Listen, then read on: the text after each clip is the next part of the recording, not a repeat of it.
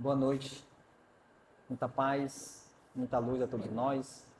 Que Jesus, nosso divino emissário, nosso irmão maior, nosso pão da vida, nosso caminho, nossa verdade, nossa vida, possa sempre iluminar nossos caminhos. Mais claro, que possamos estar um dia, com Ele da mesma forma que Ele sempre esteve, está e estará conosco. A fim de que possamos potencializar o ser divino que encontra-se dentro de cada um de nós. Vós sois deuses, asseverou nosso mestre. A fim de relembrar o papel que cada um de nós tem dentro da criação divina. Para que nós possamos cumprir hoje, não obstante as nossas limitações intelecto-morais, o nosso teto evolutivo, auxiliar Deus aonde quer que venhamos a nos encontrar nesse mundo que teima em permanecer nas sombras. Por isso, a doutrina espírita é o Cristo falando novamente aos nossos corações. Relembrando que Ele esteve, está e estará conosco até a consumação dos séculos. Nosso guia e modelo, como assevera a questão 625 do Livro dos Espíritos. Aquele ser que conhece cada palmo dessa trajetória, de todos os caminhos que já percorremos e de todos os caminhos que ainda vamos percorrer no curso dos milênios. E Ele estará conosco.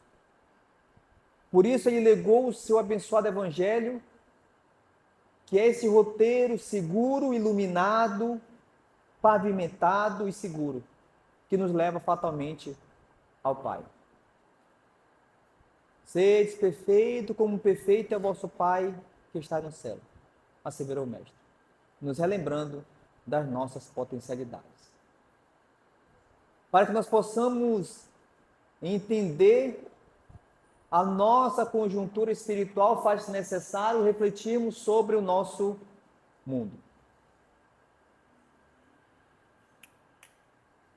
Sobre esse nosso planetinha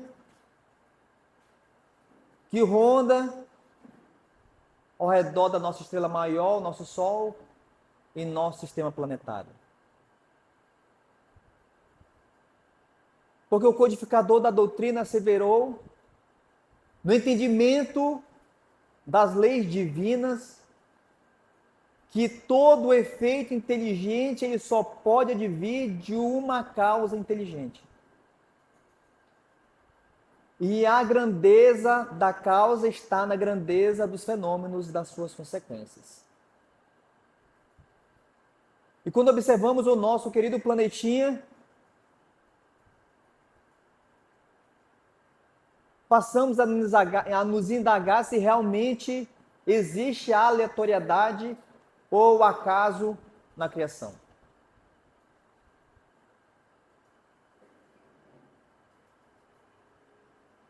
Porque é do conhecimento científico que se o nosso planeta fosse um pouquinho mais afastado do Sol, não existiria vida.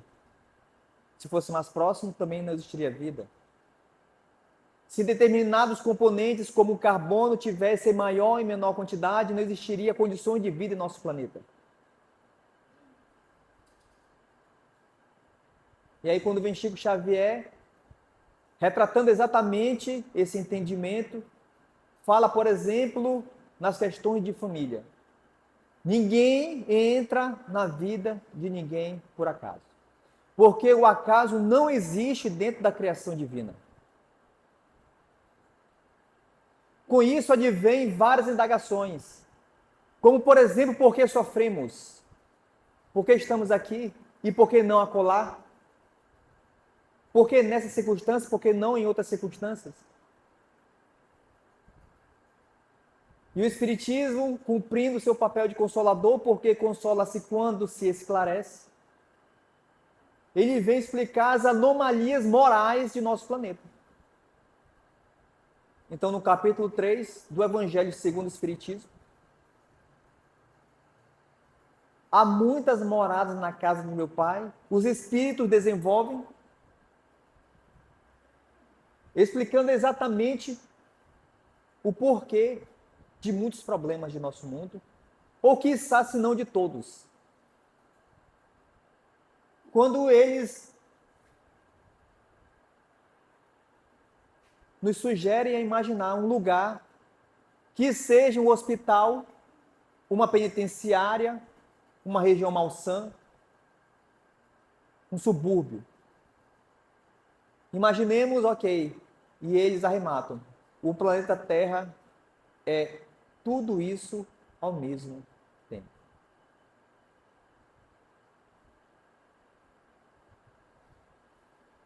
Como é que é nessa história aí? Porque quem vai para o hospital é quem está doente. Quem vai para uma penitenciária? Quem é devedor das leis. Quem é que vai morar no subúrbio? É quem não tem recursos financeiros para morar numa região melhor. O planeta Terra é tudo isso ao mesmo tempo. Mas ele não está falando do ponto de vista físico, ele está falando do ponto de vista moral. Ou seja, se nós estamos no hospital é porque somos doentes. O habitante da Terra, ele é um doente. Mas ele está internado em vários blocos desse hospital. No bloco do egoísmo, no bloco da indiferença, no bloco da vaidade, no bloco do orgulho, no bloco do apego aos bens materiais. Estamos internados em várias áreas desse hospital. Da intolerância, da má vontade, da indolência, da preguiça. Estamos nessa penitenciária chamada planeta Terra porque somos devedores da justiça divina. Estamos nesse subúrbio chamado planeta Terra porque somos pobres de recursos morais. Não temos condições de ir para outras esferas superiores. Porque nós não temos bagagem para isso. Nós não conseguimos dividir o pão. Quando é para dividir o pão, eu dou o bico do pão para o próximo. Porque meu teto evolutivo só me permite isso. Meu teto evolutivo não permite sequer eu dividir metade do pacote da bolacha, só permite que eu dê uma bolacha para o próximo. E achando ruim. Porque somos paupérrimos de recursos morais. Então vamos entender por que o mal impera em nosso mundo. Por que a indiferença, o egoísmo, o orgulho, a vaidade, a intolerância, a incompreensão, o rancor, o ódio, a raiva imperam em nosso mundo. Porque tudo isso impera primeiramente nos corações e na mente dos habitantes do planeta Terra. E o Cristo vem e senta ao lado de publicanos, ladrões, prostitutas, homens de má vida. E as pessoas questionam, é esse mesmo Messias sentado ao lado de pessoas de má vida, má índole? E o Cristo fala assim, eu não vim para os sãos, eu vim para os doentes. E o Cristo desce ao cerne terreno para ficar ao lado dos doentes, que somos todos nós. E então, quando o Cristo desce ao planeta Terra, Mateus narra, e ele, vendo as multidões, se compadeceu. Porque elas andavam cansadas e desgarradas como alguém que não tem pastor. Então imaginemos essa cena, o diretor do planeta Terra desce à Terra e ele olha para os seus habitantes. Lastimável. Essa é a conclusão do diretor espiritual do planeta Terra. Ele olha para o habitante do planeta Terra e ele conclui o quão estamos desgarrados. E o fato de estarmos desgarrados há tanto tempo das leis divinas faz com que, naturalmente, passamos a estar cansados de fazer o que é errado. É um efeito natural um do outro.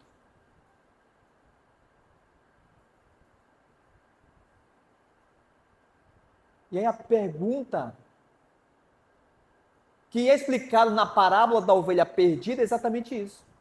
O quão longe estamos desgarrados de Deus? O quão longe estamos desgarrados de Deus? Porque a parábola da ovelha perdida é aquela ovelha que se afasta tanto do pastor que o pastor precisa enfrentar vales e montanhas para trazer de volta. O quão longe estamos afastados da lei de Deus? Então, na questão 647 do Livro dos Espíritos, Kardec indaga se toda a lei de Deus está contida nos ensinos do Cristo. A lei de Deus se acha contida toda no preceito de amor ao próximo ensinado por Jesus? Olha que complexa essa pergunta. Porque para muitos Jesus foi só o mensageiro. Para outros, Jesus foi só para limpar os nossos pecados. E os seus ensinos?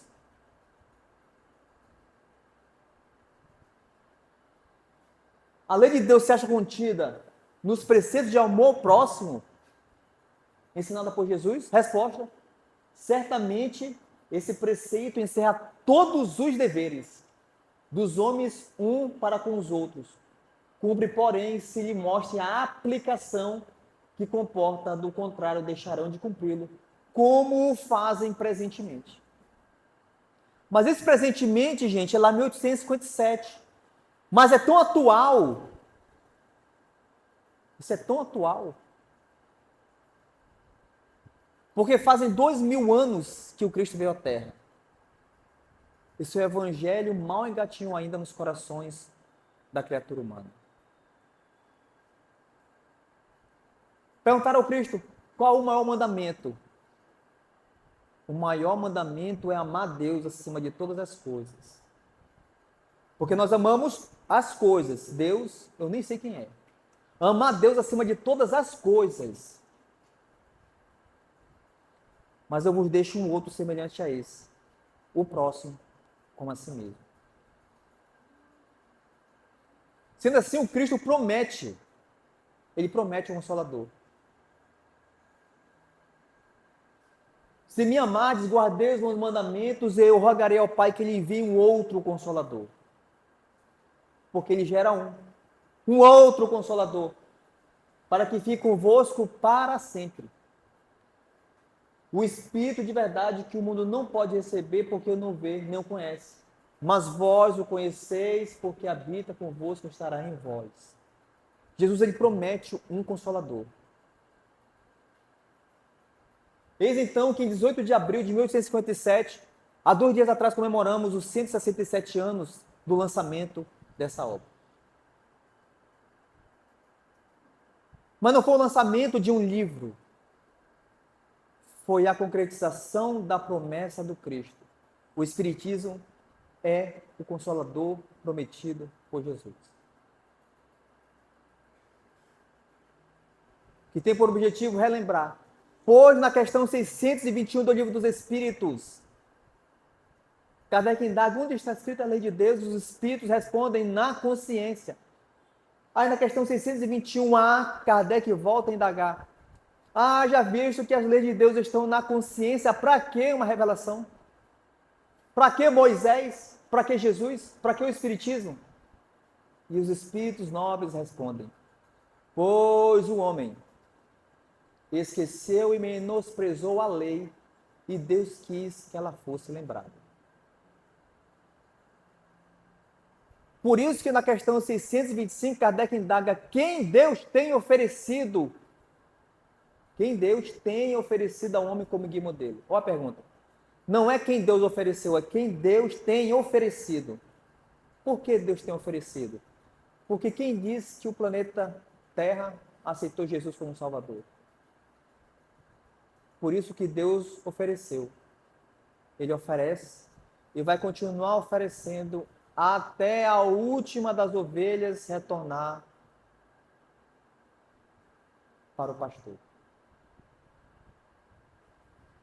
Por isso, Kardec, tendo a preocupação de publicar para a divulgação da verdade para toda a humanidade, desenvolveu em cada parte do Livro dos Espíritos as obras que chamamos de subsidiárias. E entre elas, a obra de 1864, que é a terceira parte do Livro dos Espíritos, chamado Leis Morais.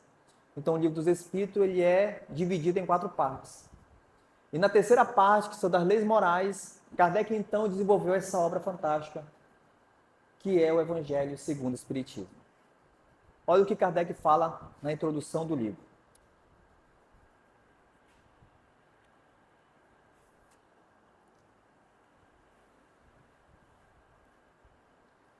Muitos pontos dos evangelhos, da Bíblia, dos autores sacros, em geral, só são ininteligíveis, parecendo alguns até irracionais, por falta da chave que faculte se lhes apreenda o verdadeiro sentido.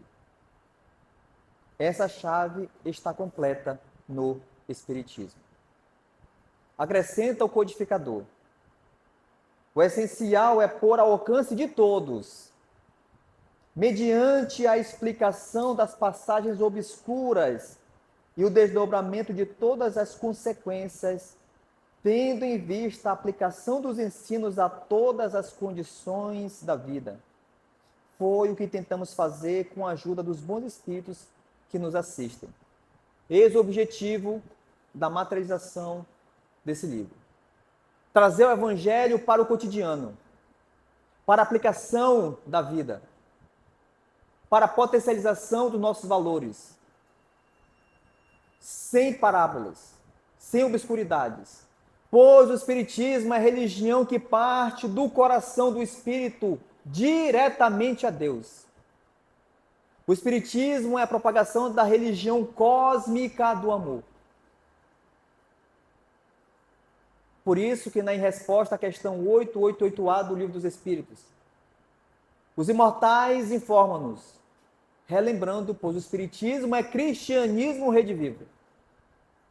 Eis que eles asseveram: ameis uns aos outros. Essa é a lei mediante a qual Deus governa os mundos. O amor é a lei de atração entre os seres vivos e organizados, e a atração é a lei de amor entre os seres inorgânicos. Por isso, quando percebemos uma passagem como essa, onde Jesus coloca uma criança no colo e ele fala: deixai vir em mim as criancinhas. Parece uma passagem simples, mas ela carrega um significado muito grande. Pois essa criança no colo de Jesus é o habitante do planeta Terra. Ou você acha que você se achar melhor que o próximo pela cor da sua pele é sinal de maturidade? Ou você acha que por você ser de um país é melhor do que o próximo por morar em outro país?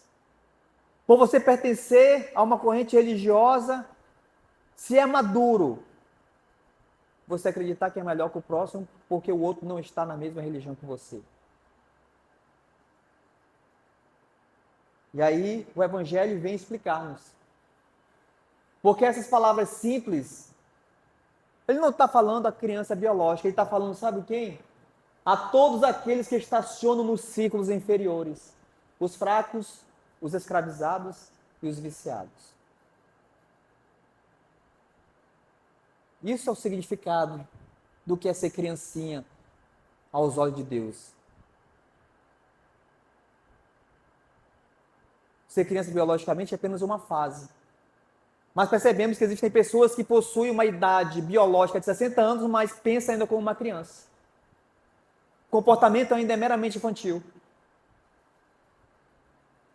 Por isso, no capítulo 11, ele assevera: é preciso muito mais coragem para vencer a si mesmo do que para vencer os outros.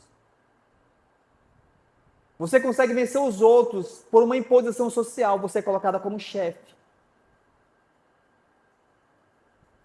E que você se ilude de achar que é melhor que o próximo, que lhe dá o direito de gritar com o próximo, que lhe dá o direito de humilhar o próximo. Mas o maior desafio é você vencer a si mesmo. E eis que o trajeto humano ainda é longo. Jesus já alertou: ficarei convosco até a consumação dos séculos. Jesus já alertou o quão é longe essa caminhada. Por isso que no prefácio do livro do Emmanuel, Pensamento e Vida, psicografia do nosso querido Chico, ele fala que o nosso pensamento cria a vida que procuramos. O nosso pensamento cria a vida que procuramos. Isso vai acontecer até que, agora vem o fato, até que o meu pensamento vai criar a vida que procuro, até que um dia, no curso dos milênios, nós possamos nos identificar com o Pai, com a sabedoria infinita e com o infinito amor. Mas isso ainda vai levar milênios. Não vai ser hoje, não vai ser amanhã, nem ano que vem. Porque isso é um processo de milênios. Por quê? Porque é simples, porque hoje na minha cabeça só passa Flamengo. Por isso que são necessários milênios até eu me despojar das minhas ilusões do planeta Terra. E essa imagem, ela é muito forte, está lá no livro de Êxodo, capítulo 3, versículo 2, sobre o episódio do anjo que apareceu em forma de fogo numa sarça de espinhos. Parece uma mensagem, uma imagem simples, mas ela é muito complexa essa imagem. Porque a sarça é uma planta de espinhos. E é ali que Deus aparece. O que isso quer dizer? Todos nós estamos num planeta ao qual somos doentes morais, devedores da justiça divina e pobres de valores morais, valores espirituais. O nosso mundo é um mundo de dificuldades. Por que o nosso mundo é um mundo de dificuldades? Para despertar a criatura humana de suas ilusões. A dor, o sofrimento são um mecanismo divino para as almas imaturas, rebeldes. Por isso que o sofrimento impera em nosso mundo. Para que nós possamos despertar. Pois o coração do egoísta é o elemento mais duro do universo, porque só Deus penetra e mesmo assim só através da dor. E essa mensagem ela é sublime por quê? Porque apesar de estarmos nessas circunstâncias, são nos momentos mais difíceis da vida que Deus nos aparece. São os momentos mais difíceis, dos espinheiros da existência que Deus está conosco. Por isso tem uma história muito bonita de São Francisco de Assis, que para muitos foi a pessoa que mais internalizou e mais praticou o Evangelho do Cristo. E a história narra que ele estava numa nevasca horrível, levando a mensagem do Cristo para lá e para cá. E eis que nessa nevasca eles estavam com fome e muito frio. Então imagine um frio. O roraimense que com 20 graus já está batendo os dentes, agora imagine um lugar com gelo. São Francisco andava descalço. Estava ele e um outro franciscano, como era chamado a ordem dos franciscanos. E ele chega no mosteiro, no meio da neve. E bate na porta. E aí alguém abre a portinhola e pergunta assim, quem é? E aí ele responde assim, é Pai Francisco, porque era assim que era conhecido Francisco de Assis. Pai Francisco. E o homem então fecha a porta, fecha a comporta e fala assim, não conheço. E aí o amigo de Francisco, o companheiro de Francisco de Assis, se desespera. E ele olha para trás e está lá Francisco pulando de alegria. E aí não entende, né? Estamos prestes a morrer de fome e frio e Francisco está pulando de alegria. E aí Francisco, não estou entendendo. Ele fala assim, meu filho, quando toda a humanidade virar as costas para você, quando todas as portas fecharem para você, será nesse momento que você estará 100% nas mãos de Deus. Por isso que essa imagem é muito significativa. Porque será nos momentos mais difíceis da vida que você estará plenamente nas mãos de Deus. Por isso que no livro No Mundo Maior, deixa essa mensagem muito bonita, não podemos descansar nos processos iluminativos. Cumpre-nos purificar sempre, selecionar pendores e peneirar concepções, de modo a não interromper a marcha. Por isso que Chico dizia assim, eu me comparo a uma lesma que progride lentamente, com detalhes, sempre para frente. Por isso que nós somos comparados a um soldado. Estamos numa guerra principalmente contra nós mesmos. Porque o tempo de lutas acabou. Não há mais necessidade de hoje você dar vida em nome do Cristo. No entanto, nós temos que enfrentar as lutas, e essas lutas são todas de ordem moral. Para quem não assistiu o filme do Divaldo Franco, O Apóstolo da Paz, tem um episódio muito lindo de Joana de Ângeles, que ela fala o seguinte para ele, Divaldo, no final da vida, no final da sua existência física, você perceberá que sua luta nunca foi contra o próximo, sempre foi você contra você mesmo. E para nós concluirmos, tem essa passagem muito linda, que é narrada no livro de Humberto de Campos, Boa Nova, que é a passagem em que Jesus vem receber Maria de Magdala no seu desencarne. E Humberto de Campos narra, foi quando viu Jesus aproximar-se, mais bela do que nunca. Seu olhar tinha um reflexo do céu e o semblante trazia o júbilo indefinível. O mestre estendeu-lhe as mãos e ela se prosternou, exclamando como antigamente, Senhor. Jesus recolheu-a brandamente nos braços e murmurou, Maria, já passaste a porta estreita, amaste muito, vem, eu te espero aqui. Não foi à toa que Jesus apareceu no terceiro dia para Maria Madalena, porque entre aqueles que conviveu com Cristo, foi ela que mais assimilou o Evangelho do Cristo. Muito obrigado pela atenção, muito amor, muita luz, muita paz. Boa noite.